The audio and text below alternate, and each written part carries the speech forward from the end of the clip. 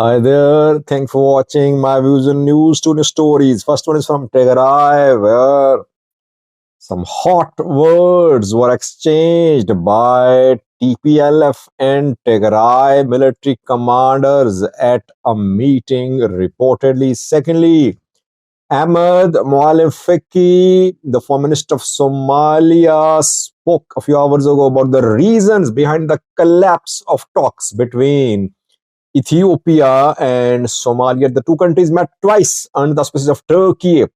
Talks could not succeed. What happened? What is the reason? Moalem mentioned two main reasons behind the collapse of talks between Ethiopia and Somalia.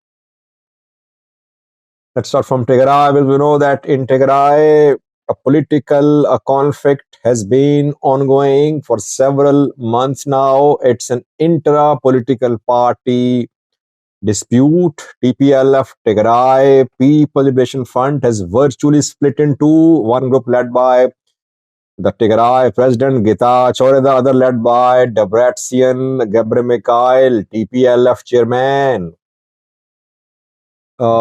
Military is a key player. Military is one of the decisive players, including the federal government of Ethiopia. Getachew group wants to enforce its writ in entire Tigray, but the interim government is paralyzed, while the Debretsion group wants to remove Getachew from the position of the president of Tigray. TPLF obviously cannot remove Getachew by force. If it makes a move to remove Getachew by force, it could lead to conflict, anarchy, violence in Tigray, which is being opposed by Tigray military commanders. Tigray Security Force, but that's a Varade in a statement a few days ago made it clear that any violent action by these parties will not be accepted by the two groups of the TPLF. A meeting was held reportedly recently between Tigray military commanders and TPLF Debretsion wing. Majority of Tigray military commanders is supportive of TPLF. Why? Because TPLF Debretsion wing is the main wing of the party. Old guards of TPLF are with Debretsion, not with Getachew. At that meeting, hot words were exchanged reportedly between TPLF Debretsion wing leaders and generals. Not generals, but one military commander. TPLF leaders demanded the removal of Getachew. They said that TPLF has 51% share in Tigray interim government. It has every right to appoint its president. Now the president serving now, Getachew, is not part of TPLF. He must be removed. Reportedly, one military commander disagreed with TPLF people. He criticized them. He accused them of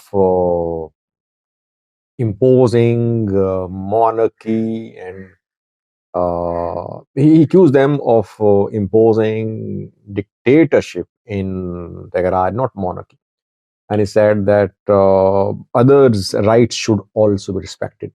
So, some military commanders proposed talks. They said talks should be held, the issues should be solved peacefully.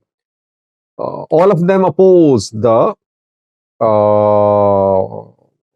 violence. They said no violence, no use of force. That is why issues should be resolved in a peaceful manner. But TPLF Debretsion is getting frustrated because Getachew is in power. TPLF wants to remove him, and so far no way out for TPLF to remove Getachew. Secondly, viewers, Ahmed Mualim Feki, the Foreign Minister of Somalia, elaborated on the reasons behind the collapse of talks between Ethiopia and Somalia. He spoke yesterday. Ethiopia and Somalia held talks twice in Ankara, Turkey. Talks could not reach any agreement. What happened? What is the reason? Why did talks collapse? Ahmed mentioned two main reasons leading to the collapse of talks. Firstly, He said, Ethiopia is not willing to withdraw from the MOU with Somalia. It is talking, it is in talks, it wants to continue talks, but it says no withdrawal until final agreement with Somalia. Somalia has been asking Ethiopian government to withdraw from the MOU and then it can reach an agreement with Somalia. So this is first obstacle to the continuation of talks. That is why third round of talks could not start. Why? Because there are two main issues. First one, this one. And we know that Somalia gave a deadline of October to Ethiopia to withdraw from the MOU with Somaliland. October has ended. We are now in November. So yes, Ethiopia is not withdrawing from the MOU with Somaliland. First point.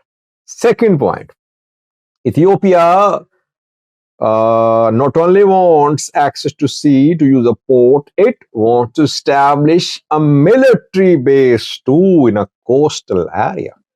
That is what is part of Ethiopia-Somaliland Memorandum of Understanding.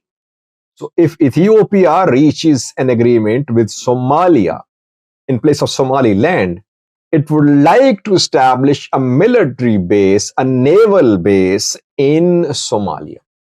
Of course, when you establish a naval base, you need a land for lease. You need a land on lease. You cannot just build a naval base on commercial grounds in a country. If foreign countries have naval bases in Djibouti, obviously they have lease agreements with the Djibouti's government. So Ethiopia wants lease agreement with Somalia. It wants to establish a naval base there too. These 2 points were the main reasons behind the collapse of talks, according to Ahmed Mualim Fiki. Now, it means that when Ethiopia talks about access to sea, it is not just for economic reasons. It is for other reasons too. Ethiopia wants to have a naval base, a military base. For economic reasons, Ethiopia can reach a better agreement with Egypt, with Djibouti. It can reach an agreement with Kenya too. But since it wants to have military presence to gain access to sea, to secure, to protect its access to sea, it means that it wants land on lease. And if once Ethiopia gets land on lease, establishes a naval base, they're willing to withdraw after the expiry of lease, no one knows. This is what Somalia is concerned about. It does not want to give its land to Ethiopia on lease. It does not want Ethiopian military to be permanently established for decades in Somalia. This offer is being made by Somaliland to Ethiopia. No other country is making this offer to Ethiopia.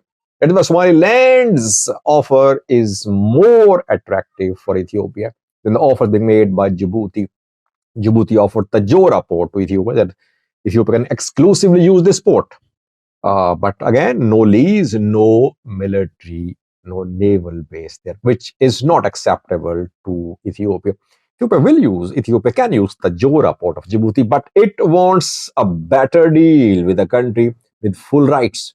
Somaliland, ideal choice for Ethiopia, but main obstacle is Somalia. Thanks for watching.